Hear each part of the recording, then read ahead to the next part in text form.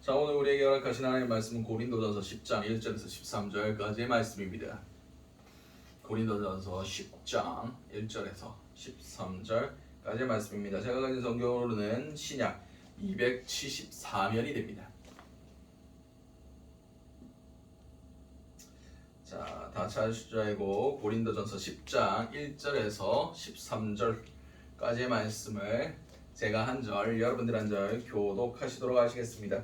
제가 먼저 읽도록 하겠습니다. 형제들아, 나는 너희가 알지 못하기를 원하지 아니하노니 우리 조상들이 다 구름 아래에 있고 바다 가운데로 지나며 모세에게 속하여 다 구름과 바다에서 세례를 받고 다 같은 신령한 음식을 먹으며 다 같은 신령한 음료를 마셨으니 이는 그들을 따르는 신령한 반석으로부터 마셨음에 그 반석은 곧 그리스도시라. 그러나 그들의 다수를 하나님이 기뻐하지 아니하셨으므로 그들이 광야에서 멸망을 받았느니라. 이러한 일은 우리의 본보기가 되어 우리로 하여금 그들이 악을 즐겨한 것 같이 즐겨하는 자가 되지 않게 하려 함이니 그들 가운데 어떤 사람들과 같이 너희는 우상 숭배하는 자가 되지 말라. 기록된 바 백성이 앉아서 먹고 마시며 일어나서 뛰논다 함과 같으니라. 그들 중에 어떤 사람들이 음행하다가 하루에 23,000명이 죽었나니 우리는 그들과 같이 음행하지 말자. 그들 가운데 어떤 사람들이 주를 시험하다가 뱀에게 멸망하였나니 우리는 그들과 같이 시험하지 말자. 그들 가운데 어떤 사람들이 원망하다가 멸망시키는 자에게 멸망하였나니 너희는 그들과 같이 원망하지 말라. 그들에게 일어난 이런 일은 본보기가 되고 또한 말세를 만난 우리를 깨우치기 위하여 기록되었느니라. 그런즉 선줄로 생각하는 자는 넘어질까 조심하라. 사람이 감당할 시험 밖에는 너희가 당한 것이 없나니 오직 하나님은 미쁘사 너희가 감당하지 못할 시험 당함을 허락하지 아니하시고 시험 당할 쯤에 또한 피할 길을 내사 너희로 능히 감당하게 하시느니라. 아멘. 자, 오늘 우리에게 허락하신 고린도전서 10장 1절에서 13절까지의 말씀을 가지고 넘어질까 조심하라 라는 제목으로 함께 은혜를 나눴으면 좋겠습니다. 오늘 본문은 고린도 교회에게 편지한 사도 바울의 편지의 내용입니다. 이 고린도라는 지역을 먼저 살펴야 되는데 고린도는 아가야 지역, 그러니까 그리스 지역을 모두 관할하는 지역의 수도였습니다. 오늘 행정구역상 가장 중요한 도시가 이 고린도였고 로마의 5대 도시 중 한 곳이었습니다. 로마의 5대 도시가 물론 로마가 들어가고 알렉산드리아, 안디옥, 에베소, 고린도, 이것이 당시 로마 제국에 있어서 가장 큰 도시 5군데 중에 하나가 바로 이 고린도였습니다. 당시에 로마 사람들의 세계관 중에 하나가 그냥 뭐 아프리카 대륙이니 아시아 대륙이니 뭐 그런 거 상관없이 지중해 연안에 얼마나 가까이 붙어 있느냐, 이것이 그들 가운데 얼마나 문명화된 도시인가를 판가름하는 그런 잣대였습니다. 그래서 이 고린도 지역이 바로 이 지중해 중심부에 있었던 지역이었습니다. 다시 말해서 거의 세상의 중심이라고 봐도 되는 그런 지역이었습니다. 그래서 모든 아시아와 아프리카와 유럽과 그런 모든 문물이 모이는 곳이 이 고린도 지역이었고, 발달한 항구 도시였고, 상업이 발달한 도시였고, 모든 문화와 모든 종교가 모이는 곳이 바로 이 고린도 도시였습니다. 그만큼 물질적으로 풍요했지만 그에 상응하게 향락과 음란과 우상 숭배가 가득한 도시가 이 고린도라는 도시였습니다. 그리고 사람들의 가운데 고린도인처럼 행하다라는 말이 유행했습니다. 그게 무슨 뜻이냐? 삶이 문란하고 음란한 사람을 향하여 저 사람 고린도 사람 같다, 저 사람 고린도 사람처럼 행한다 라고 얘기했습니다. 그만큼 음란과 문란함이 가득한 도시가 이 고린도 도시였습니다. 그 고린도 도시 안에 고린도 교회가 세워졌습니다. 바울은 이 고린도 교회에서 에베소 다음으로 많은 시간들을 보내며 이 교회를 섬기며 이 교회를 이끌어 나갔다는 것을 그 사도행전을 통해서 알 수 있습니다. 그리고 오늘 이 편지도 에베소에 머물면서 그 교회 고린도 교회의 사정들을 듣고 편지한 내용들입니다. 그렇게 문란하고 음란하고 모든 것들이 풍요롭고 우상 숭배가 가득한 그 도시 가운데 세워진 고린도 교회의 분위기가 어땠을 것 같습니까? 당연히 세상의 그런 물결들이 교회 안에도 너무나 당연스럽게 스며들고 있는 상황이었습니다. 고린도 교회의 문제들을 여러 가지 분란의 문제, 분파의 문제들이 있었고, 그리고 문란과 윤리적 타락, 그리고 우상 숭배의 문제, 그리고 은사의 문제, 그리고 부활에 대한 논쟁까지 여러 가지 논쟁들이 이 고린도 전서에만 해도 그만큼 들어 있습니다. 그만큼 교회 안에 여러 가지 문제들이 많았다고 볼 수가 있습니다.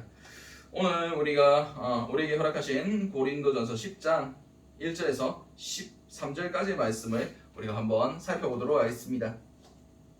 형제들아, 나는 너희가 알지 못하기를 원하지 아니하노니 우리 조상들이 다 구름 아래에 있고 바다 가운데로 지나며 모세에게 속하여 다 구름과 바다에서 세례를 받고. 아멘. 오늘 본문에서 형제들아, 나는 너희가 알지 못하기를 원하지 아니하노니 라고 얘기합니다. 반드시 알았으면 좋겠다 라는 것을 강조한 말씀입니다. 그 사도 바울이 뭐라는 얘기를 합니까? 우리 조상이 다 구름 아래에 다니고 바다 가운데서 지나며 모세에 속하여 다 구름과 바다에서 세례를 받았다 라고 얘기합니다. 광야 교회에 대한 말씀을 하고 계십니다. 구름은 하나님의 임재하심을 상징하고 바다는 홍해를 얘기합니다. 홍해를 지나가는 것을 모세에게 세례를 받았다라고 표현한 것입니다. 그리고 3절 4절 말씀입니다. 다 같은 신령한 음식을 먹으며 다 같은 신령한 음료를 마셨으니 이는 그들을 따르는 신령한 반석으로부터 마셨음에 그 반석은 곧 그리스도라 라고 말씀하십니다. 이것은 당시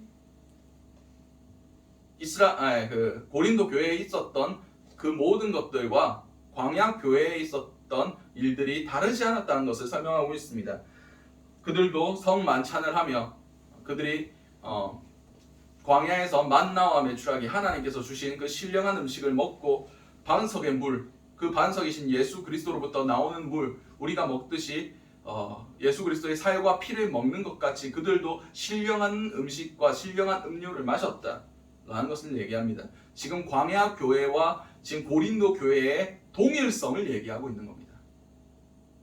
근데 그 광야 교회에 있던 성도들이 어떻게 됐다고 설명하고 있습니까? 5절 말씀입니다. 그러나 그들의 다수를 하나님이 기뻐하지 아니하셨으므로 그들이 광야에서 멸망을 받았느니라. 아멘. 그들이 어떻게 됐다고 얘기합니까? 하나님이 기뻐하시지 않아서 광야에서 멸망을 당했다. 하나님이 그들의 광야를 지나서 약속의 땅으로 이끌길 원하셨지만 그들이 하나님을 순종하지 못하고 하나님의 기쁨이 되지 못했으므로 그들이 어떻게 되었습니까? 여호수아와 갈렙을 포함한 그 12명의 정탐꾼이 40일 동안 그 약속의 땅 헤브론 지역과 여러 지역들을 정탐하고 왔을 때 여호수아와 갈렙만이 하나님이 허락하신 땅이다. 우리가 올라가면 하나님께서 우리에게 능히 저들을 우리 손에 붙이실 것이고 저 땅을 차지하게 할 것이다 라고 한 그 2명의 정탐꾼의 보고를 들은 것이 아니라 10명의 정탐꾼, 우리는 못 올라간다.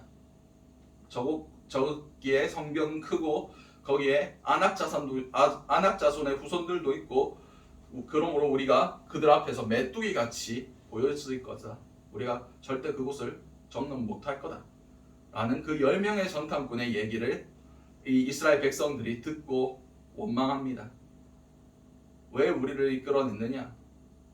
왜 우리를 이 광야까지 와서 죽게 하느냐?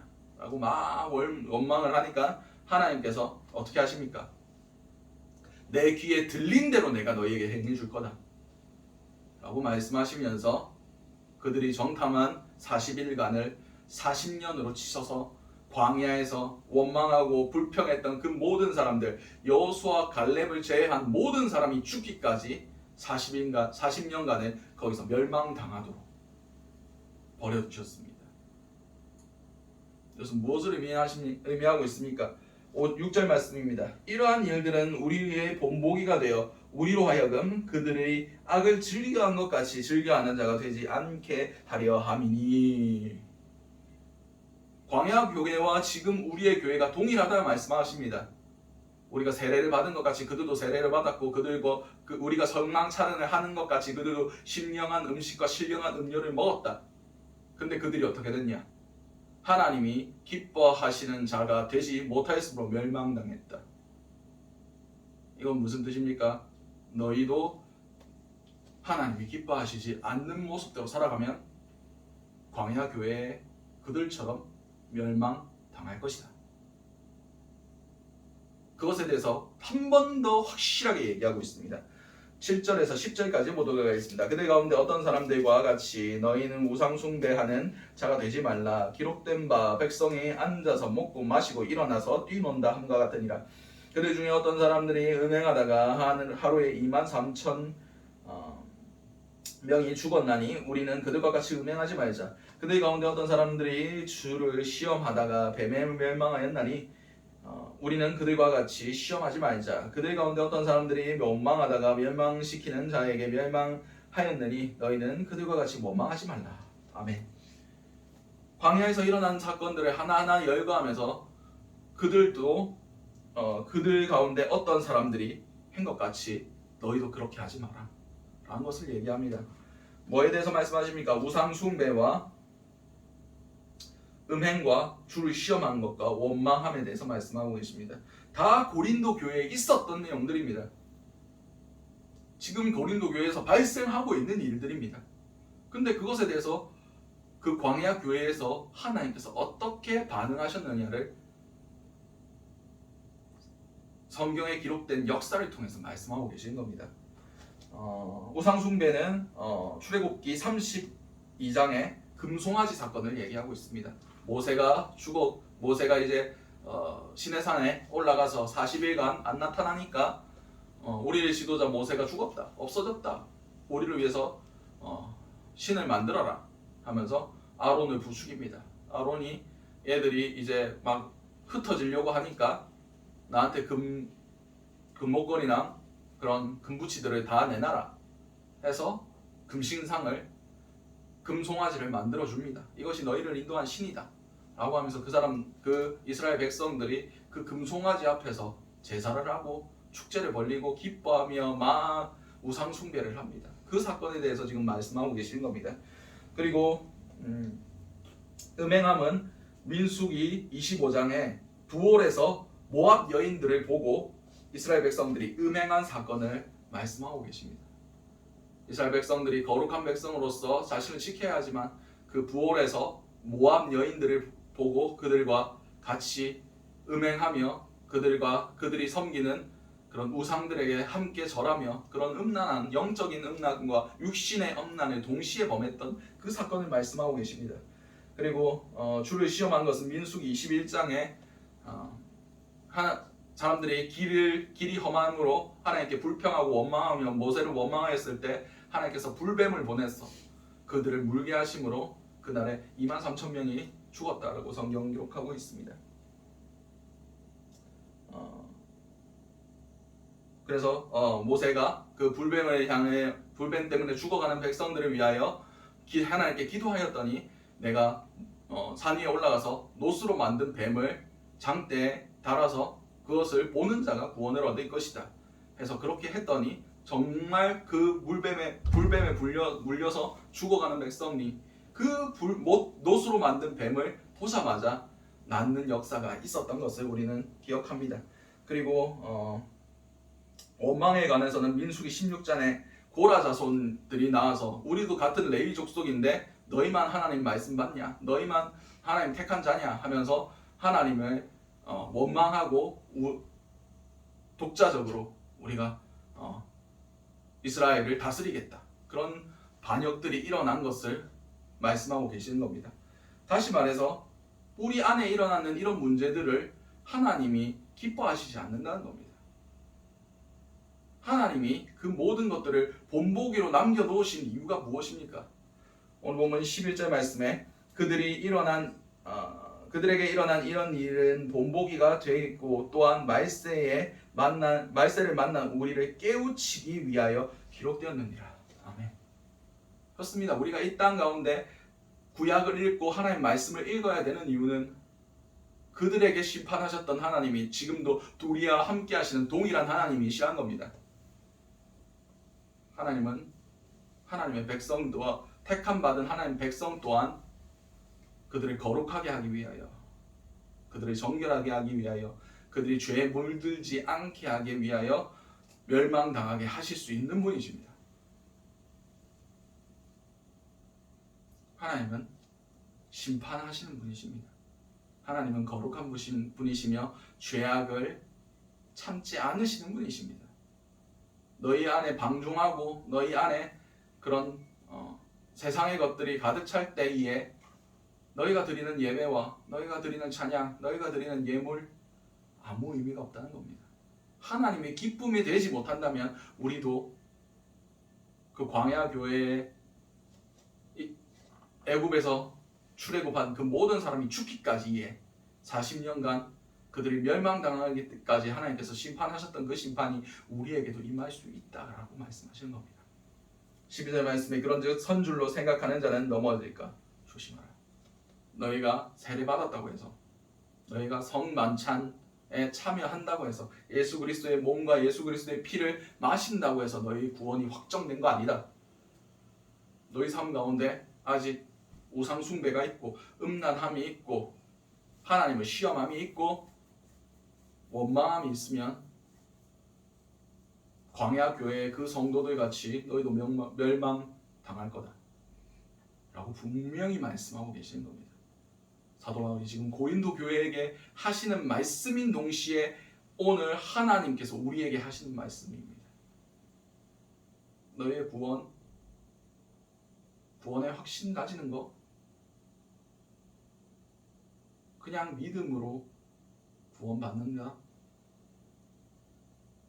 믿음으로 구원받으면 구원받은 증거가 있어야죠. 단체로 자기 최면에 걸리는 게 아닙니다. 나는 구원받았다. 구원은 누가 주십니까? 하나님이 주시는 겁니다. 줄 사람은 생각도 안 하는데 김칫국부터 만친다 라는 속담이 있습니다. 그렇습니다. 우리가 구원받았는지 다시 한번 점검해 봐야 됩니다. 무엇으로 점검합니까?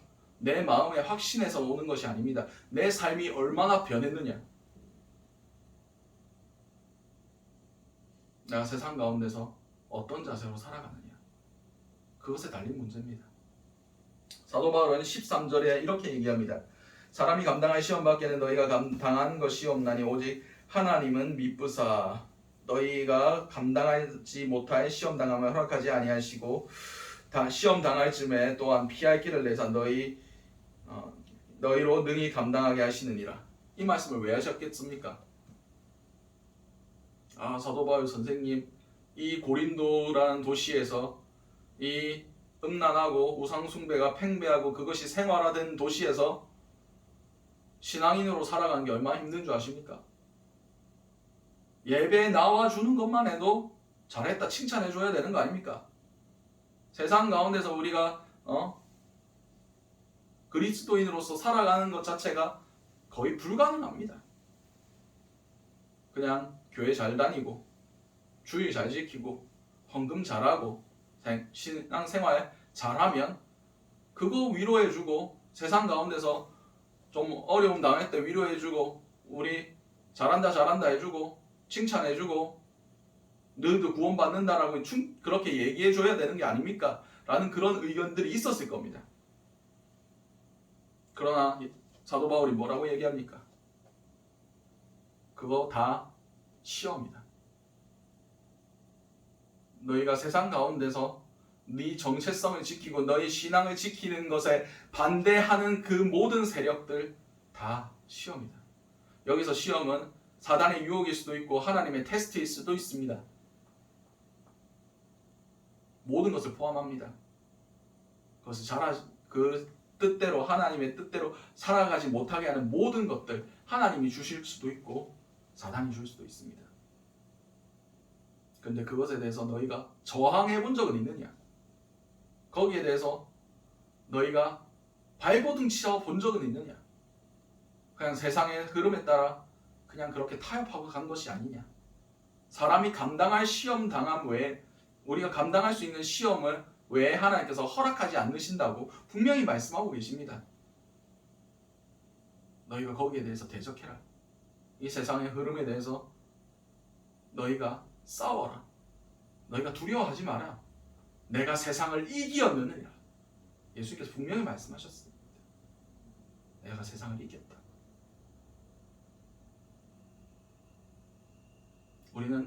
우리가 감당할 시험밖에는 우리에게 안 옵니다. 우리가 싸우지 않아서 못 이기는 겁니다.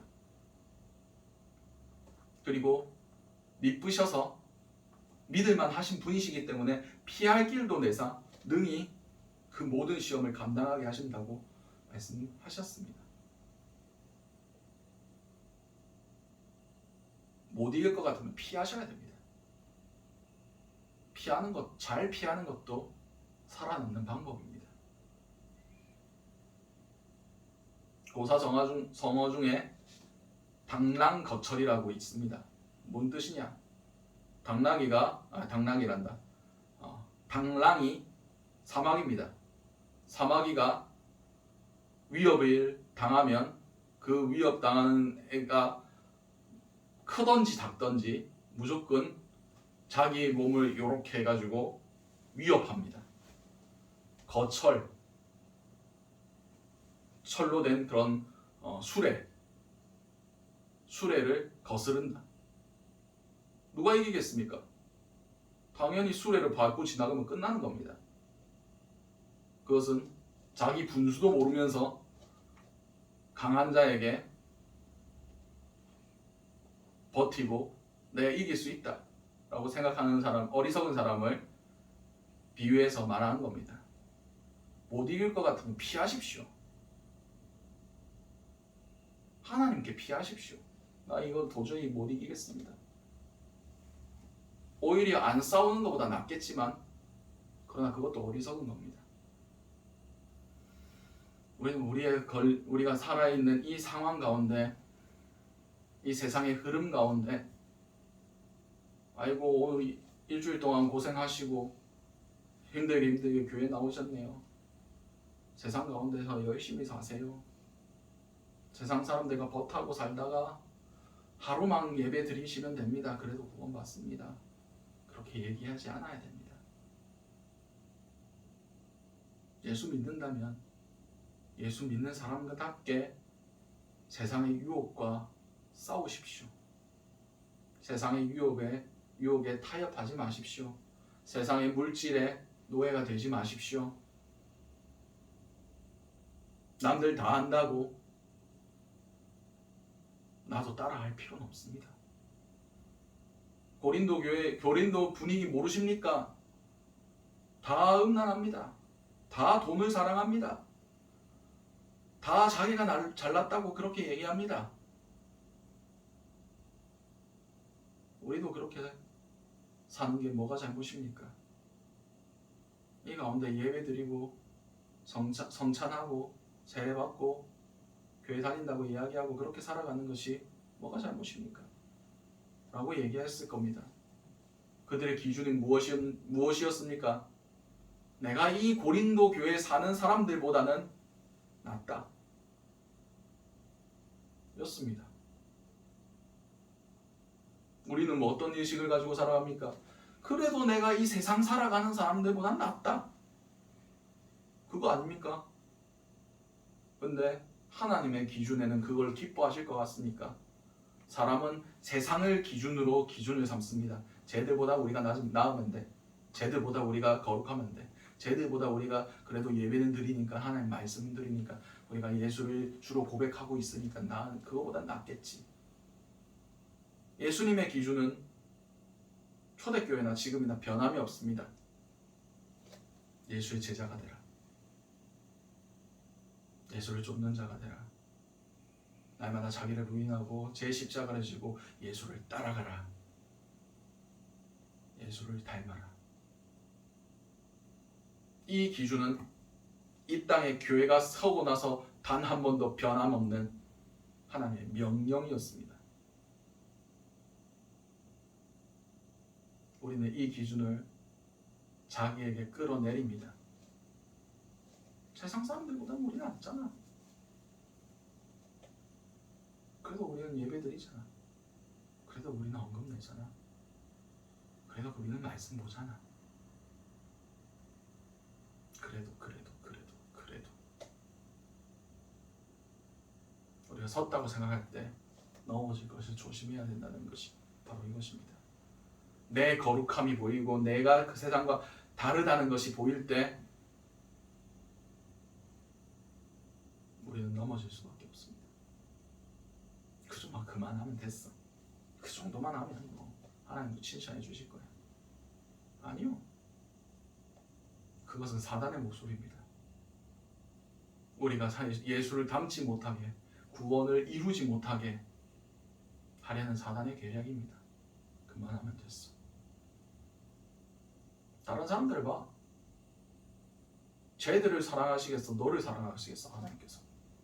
쟤들을 구원하시겠어? 너를 구원하시겠어? 아니요. 끝까지 달려나간 자가 구원을 받습니다. 끝까지 자기의 믿음을 지킨 자가 구원받습니다. 그 달콤한 위로에 속지 마시기 바랍니다. 우리는 섰다고 생각될 바로 그때가 우리가 넘어지기 가장 쉬운 때라는 것을 항상 기억하시기 바랍니다. 그리고 우리의 오는 시험들 담대하게 싸워 이기시기 바랍니다. 그것을 한 발짝 한 발짝 이기고 나아갔을 때 우리는 순교의 자리까지 갈 수 있습니다. 이 세상 가운데 영적으로 순교하는 자리, 내가 아예 없어지고 내 육신도 아무런 의미가 없고 내가 소유한 모든 것도 의미가 없고 오직 예수만이 우리 가운데 계심으로 기뻐하는 그런 자리까지 올라갈 수 있습니다. 우리는 그것을 목표로 해야 됩니다. 예수를 기뻐하는 것처럼 우리 구원을 기뻐해야 됩니다. 예수님 닮아야 됩니다. 예수님은 기준을 항상 세상에 두지 않았습니다. 하나님이 주신 그 사명에 두었습니다. 예수님이라고 사람들의 채찍질에 안 아프셨겠습니까? 예수님이시라고 그 십자가가 안 두려우셨겠습니까? 세상 사람들의 그 비난과 조롱과 손가락질이 자존심이 안 상하셨겠습니까? 근데 그것이 가야 할 길임으로 참으셨습니다. 우리는 예수를 닮는 사람들입니다. 우리에게 주신 그 구원의 기쁨을 가지고 주님께서 이 땅 가운데 걸어가신 그 길을 똑같이 걸어가야 하는 사람들입니다. 세상을 기준에 보면 우리가 했던 결단들, 하나님께 드렸던 시간들, 하나님께 드렸던 헌금들, 헌신들 대단해 보일 수 있습니다. 그런데 예수께 기준을 둘 때 우리가 한 모든 것들이 아무런 의미가 없다는 것을 기억하셔야 됩니다. 아무런 의미가 없는 것이 아니라 너무나 보잘것없어서 우리가 이것밖에 드릴 수 없는 그런 부족한 자라서 죄송한 마음으로 살아야 됩니다. 더 드리고 싶습니다. 더 헌신하고 싶습니다. 더 큰 사랑으로 올려드리고 싶습니다. 우리의 전부를 드리고 싶습니다. 이렇게 나아가야 됩니다.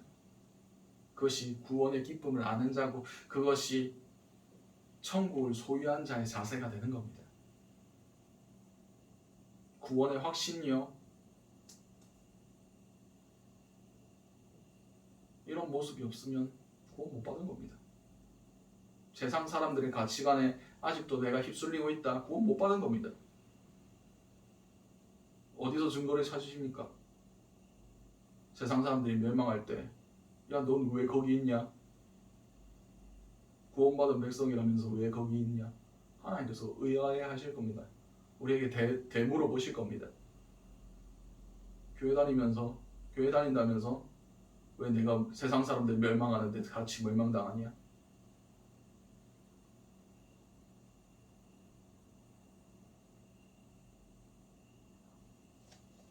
잘 선택하시기 바랍니다. 우리 삶 가운데 예수 그리스도를 닮아가는 기준이 없다면 우리는 광야 교회의 성도들 같이 멸망당할 겁니다. 사도 바울도 지금 동일한 메시지를 전하고 있습니다. 너희가 드리는 예배, 너희가 받는 성찬, 너희가 받은 세례, 그것이 너희가 멸망에서 구원받았다는 증거가 아니다. 모든 시험을 이겨라. 모든 시험 가운데 걸려 넘어지지 말고 비겁하게 도망가서라도 믿음 빼앗기지 마라. 넘어지면 멸망당한다. 사도 바울의 메시지가 바로 이겁니다. 여기에 어디 위로가 있고 여기에 어디에 타협이 있습니까? 오늘 하루 살아가실 때 그리고 믿음의 경주를 계속해 나아가실 때 반드시 기억하시기 바랍니다. 구원 외에 다른 선택지는 없습니다.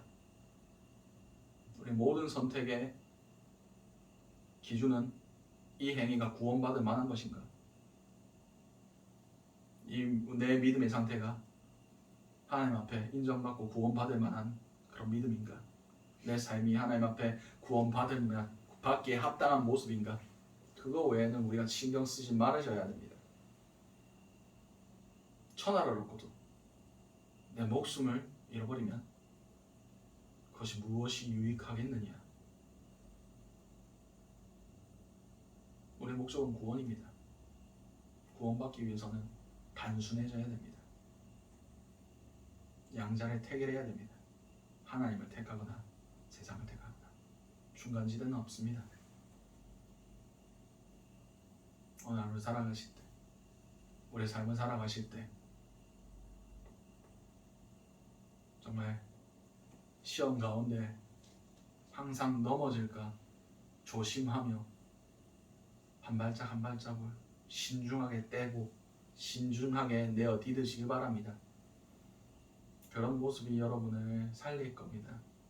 교만하다가 이제 내가 어느 정도 예수 안에 그래서 신앙생활 오래 하고 교회생활 오래 했으니까 지금 내가 선택하는 게 옳겠지. 그렇지 않습니다. 매번 물어야 됩니다. 매일 물어야 됩니다. 모세도 원래 반석에 그 지팡이를 때려서 물을 나오게 했습니다. 근데 이번에는 하나님이 명령만 해서 물을 내라고 했는데 백성들이 하도 많은 말을 안 들어서 혈기를 부리다가 반석을 때려서 물이 나와서 하나님의 영광을 드러내지 않았다고 그가 가나안 땅 못 들어갔습니다. 항상 하던 방식이 옳은 게 아닙니다. 항상 옳은 방식은 예수님한테 하나님께 묻고 한 발짝 한 발짝 조심해서 나가는 것. 그것이 옳은 방식입니다. 이것을 기억하실 수 있는 저 여러분들 되시기 바랍니다. 우리는 구원을 이루어 가는 자들입니다. 이미 구원 받았다. 네, 받았죠. 근데 사단은 언제든지 그것을 빼앗을 수 있습니다. 받은 것을 지키며 살아가야 됩니다. 이루며 살아가야 됩니다. 우리 가운데 그것을 빼앗기지 아니하고 넘어지지 아니하고 끝까지 시험을 이기며 사단에 물리치며 능히 그 모든 것들을 감당하며 마지막까지 우리 그 모든 것들을 지킬 수 있는 저 여러분들이 되시기 바랍니다. 기도하시겠습니다.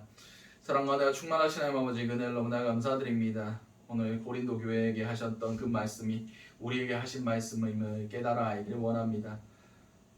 우리가 예배를 드린다고 우리가 하나님께 예물을 드리고 11조를 하고 선교를 하고 봉사를 하고 직분을 받고 그것이 우리의 구원을 확정지어 주시는 것이 아니라 하나님의 기쁨에 되는 그것이 우리가 끝까지 시험을 이기고 넘어지지 아니하고 교만하지 아니하고 천국까지 이룰 수 있는 그것이란 것을 우리가 깨닫게 하시면 너무나 감사드립니다. 우리 안에 죄악들과 우리가 싸우기 원합니다. 우리의 습관적인 죄악들, 그런 유혹들, 사단의 그 모든 넘어지게 하는 것들로부터 우리가 이겨낼 수 있길 원합니다. 우리에게 감당할 시험 외에는 허락지 않으신다는 주님, 우리가 날마다 주님 믿고 우리가 능히 싸워 이길 수 있는 그런 자들 될 수 있길 원합니다. 세상의 기준을 두지 아니하고 예수 바라보며 나아갈 수 있는 그런 자들이 될 수 있길 원합니다. 주여, 우리의 시각을 주님께 고정시켜 주시고 세상 가운데 흔들리지 않게 하시고 넘어지지 않게 붙들어 주시옵소서. 이 모든 것들이 살아계신 우리 주 예수 그리스도 이름으로 기도드렸습니다. 아멘.